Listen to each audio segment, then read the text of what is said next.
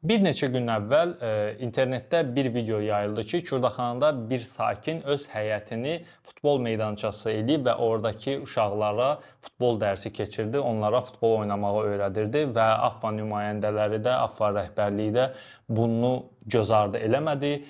Millimizin baş məşqçisi Ayxan Abbasov və bir çox AFFA nümayəndəsi Kürdaxanaya gələrək Zakir Əliyevə öz dəstəyini göstərdilər. Yerli uşaqlarla görüşdülər, onlarla şəkil çəkdirdilər, onlarla biraz futbol oynadılar və bir çox hədiyyələr verdilər. Zakir Əliyev də AFFA nümayəndələrinin və baş məşqçinin gəlib onları ziyarət etməsindən çox sevincli oldu və öz fikrini açıqladı. İndi isə onun fikrini sizinlə bölüşəcəm. Stat. Mənim fəaliyyətimi işıqlandırdıqdan sonra elə bir nəticə əldə olunmasına görə çox minnətdaram.